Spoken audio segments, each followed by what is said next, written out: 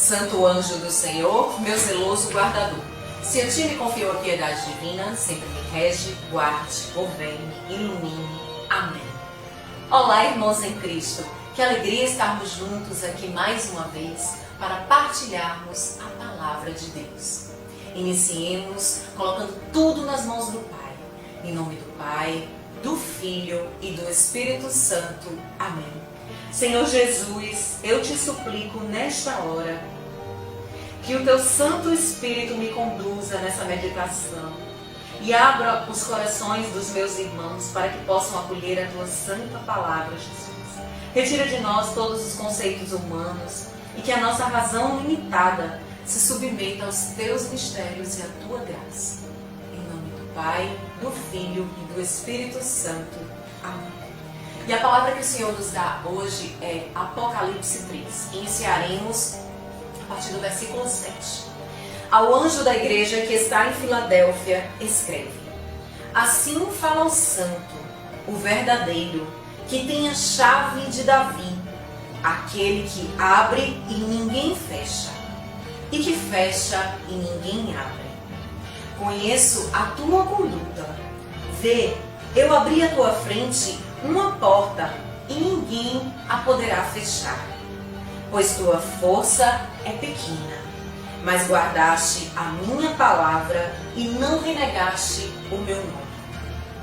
Já que guardaste a minha ordem de perseverar, também eu te guardarei da hora da provação, que está por vir sobre todo o universo, para pôr à prova os habitantes da terra. Eu venho logo. Guarda bem o que recebeste, para que ninguém roube a tua coroa. Palavra do Senhor. Graças a Deus. O que são essas chaves de Davi que Jesus nos fala? O que são essas chaves mencionadas aqui no Apocalipse? A missão terrena de Jesus, meus irmãos, foi proclamar e implantar o reino dos céus aqui na terra. E esse reino, ele faz parte de uma promessa, de uma aliança que Deus fez com Davi e que o revelou através do profeta Natan.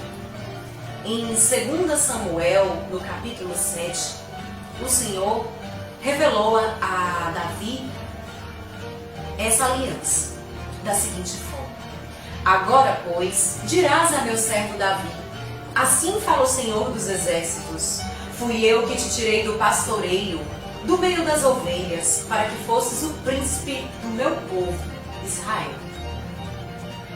Suscitarei um descendente para te suceder, saindo de tuas entranhas, e consolidarei o seu reinado. Ele construirá uma casa para o meu nome, e eu firmarei para sempre o seu trono real. Aqui, nessa palavra de Samuel, nós podemos entender porque que lá no Apocalipse, Jesus tem as chaves de Davi. Veja, meus irmãos, a primeira promessa que Deus deu a Davi não foi só de um nascimento de um descendente, que era o rei Salomão, filho de Davi. Mas era muito mais do que isso. Deus prometeu a vinda de um Messias da casa de Davi. A genealogia de Jesus, ela vem desse tronco de Jessé, que é o pai de Davi. Então Jesus, o Cristo, o ungido, o Filho de Deus, o Eu Sou, o Messias prometido a nós, nasceu em Belém, a cidade de Davi. Ele é o cumprimento dessa promessa. O anjo Gabriel, quando ele anunciou a Maria, e assim disse a Maria: Conceberás e darás à luz a um filho, e lhe porás o nome de Jesus. Ele será grande, será chamado Filho do Altíssimo, e o Senhor lhe dará o trono de Davi, seu pai. Ontem, nós também celebramos um dia muito especial para a igreja, que é o início das celebrações da Semana Santa, com o Domingo de Ramos. A entrada triunfante de Jesus em Jerusalém. Mas antes de Jesus entrar em Jerusalém, ele se encontrou com um cego na cidade de Jericó. E esse homem, apesar de ele ter uma limitação física de não poder enxergar Jesus, ele conseguiu perceber aquilo que muitos de nós até hoje não percebem.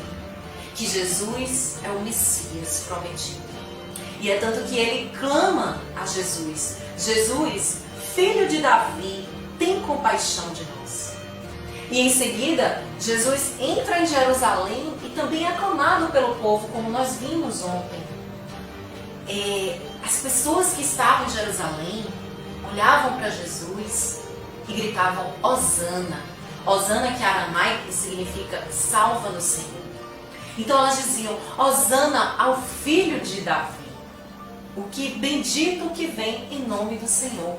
Ou seja, Jesus, ele foi reconhecido como Messias. E aí, o Senhor Deus, além de prometer esse descendente a Davi, ele prometeu também que esse reinado se consolidaria. É mais que o cumprimento de uma promessa.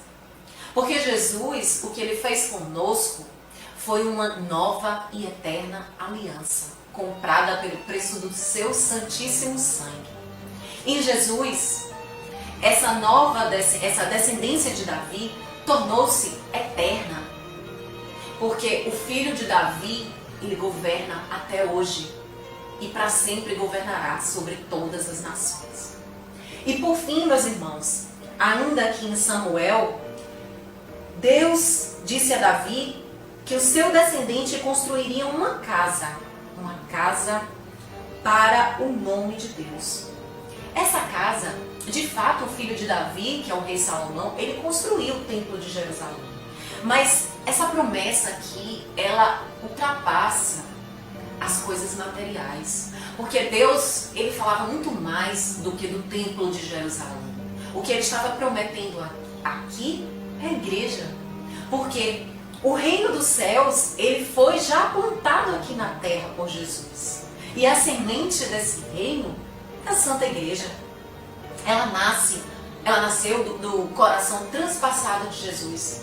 Daquele coração puro, que quando a lança penetrou o coração de Jesus, jorrou sangue e água. 2 sacramentos da igreja. O sacramento da Eucaristia, que é o sangue, e o sacramento do batismo, a água que nos purifica. Mas esse reino, meus irmãos, ele só será plenamente consumado na parousia, na segunda vinda gloriosa de Jesus. No retorno, na verdade, glorioso de Jesus. Até lá, nós que somos igreja, o corpo de Cristo, nós seremos perseguidos pelo mundo, mas também seremos consolados por Deus. Então, depois de entendermos essa aliança que Deus fez com Davi, a gente pode meditar verdadeiramente o que são as chaves de Davi. A passagem nos diz que as chaves do reino messiânico de Davi pertencem a Cristo. Assim fala o santo verdadeiro que tem a chave de Davi. Ou seja, Jesus tem o poder. Ontem nós vimos na segunda leitura de que ao nome de Jesus dobre-se todo o joelho, no céu, na terra e também abaixo da terra.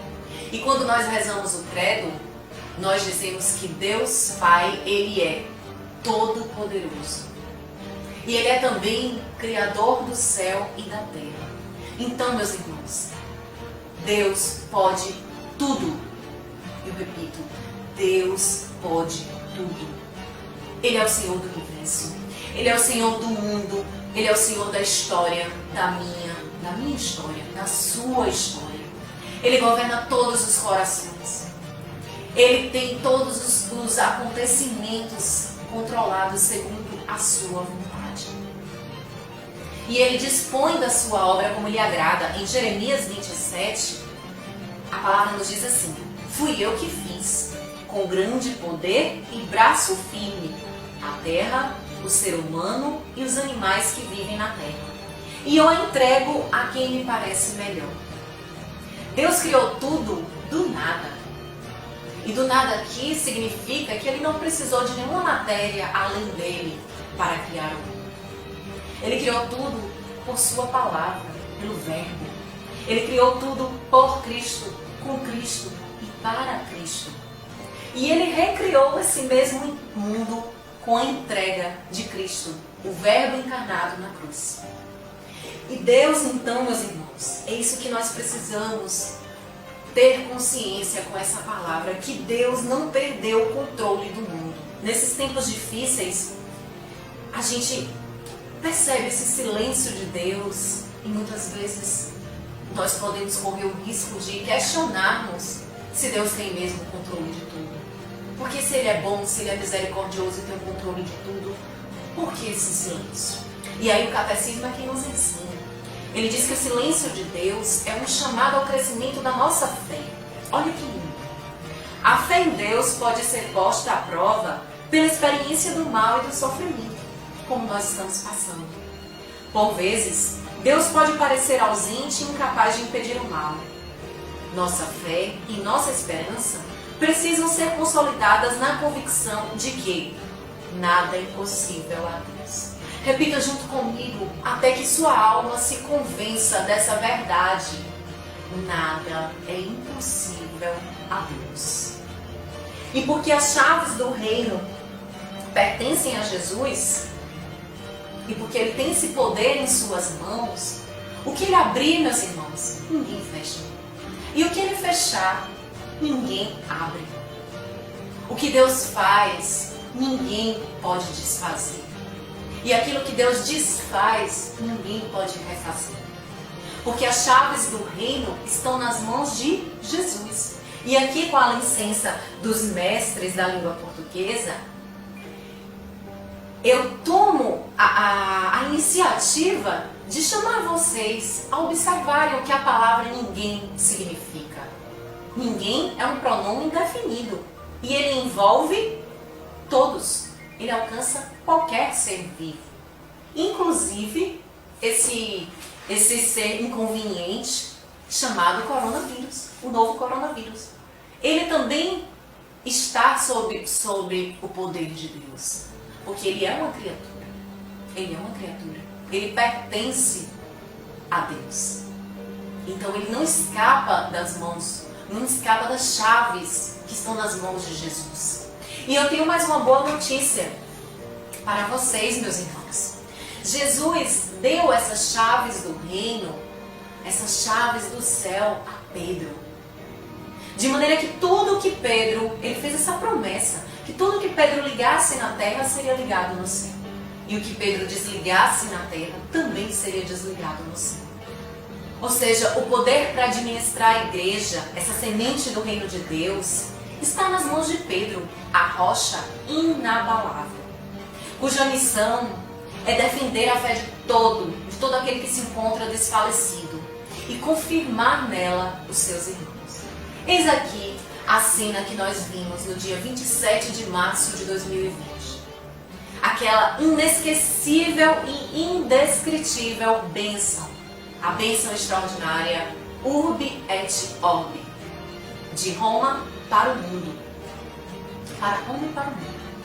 Quando o nosso Papa, com 83 anos de idade, subiu as escadarias da Praça São Pedro sozinho, ele confirmou naquela cena que ele, o 266º sucessor de Pedro, ele é, como Jesus prometeu a Pedro, rocha inabalável. Com sua bênção, o nosso santo Papa, ele defendeu a fé de todos os cristãos que estão desfalecidos por essa pandemia, inclusive eu e você, que apesar de crermos muito em Deus, infinitamente, as nossas limitações humanas, muitas vezes, nos fazem fraquejar. E ele, com a sua bênção, nos lembrou que Jesus garantiu à sua igreja a vitória sobre as potências da morte. Meus irmãos, o nosso Papa está orando por nós. Nós precisamos lembrar disso. Moisés, ele curou o povo erguendo uma serpente de bronze no deserto. A bênção que o nosso Papa nos deu não é simbólica. Foi a bênção do Santíssimo, Jesus sacramentado, corpo, sangue, alma e divindade, hóstia viva, pão vivo que desceu do céu. O filho de Davi, aquele que tem as chaves do reino. E o que Ele abre, ninguém fecha. O que Ele fecha, ninguém abre. Então, meus irmãos, confiem em Jesus. Eu sei que é difícil para todos nós. Mas a gente precisa abandonar essas especulações desnecessárias que nos adoecem. Quem tem que investigar a origem do vírus são os pesquisadores e cientistas que estão estudando para combater. Quem precisa se atualizar constantemente com estatísticas de óbitos, de quantos doentes, são os profissionais da saúde. A nós, o que nos cabe é seguir as orientações do Ministério da Saúde, das nossas autoridades locais, das nossas autoridades religiosas e orar e confiar. Mas nossos olhos têm que estar voltados para essa palavra, para toda a palavra de Deus, mas no dia de hoje em especial para essa palavra. Eu abri à tua frente uma porta e ninguém a poderá fechar. Essa porta que está fechada aí na sua casa, que está fechada temporariamente, porque assim tem que ser por uma questão de segurança para a nossa saúde. Mas na hora que Jesus abrir essa porta, ninguém a poderá fechar. Pois tua força é pequena, mas guardaste a minha palavra e não renegaste o meu nome. Já que guardaste a minha ordem de perseverar, ou seja, meu irmão, se você não vacilar nesse momento difícil, se você não vacilar na fé, eu também te guardarei da hora da provação, que está para vir sobre todo o universo. Não é uma pandemia que estamos enfrentando? Está para vir por todo o universo para pôr à prova os habitantes da terra. Quem escapou? Quem escapou dessa prova? Eu venho logo. Guarda bem o que recebeste, para que ninguém roube a tua coroa, a coroa da vitória, do Cristo ressuscitado, que logo mais celebraremos nesses dias grandes da Semana Santa. Por isso, meus irmãos, vamos juntos derramar as nossas preocupações aos pés daquele que tem o controle de tudo, que tem as chaves de Davi, que abre e ninguém fecha, que fecha e ninguém abre.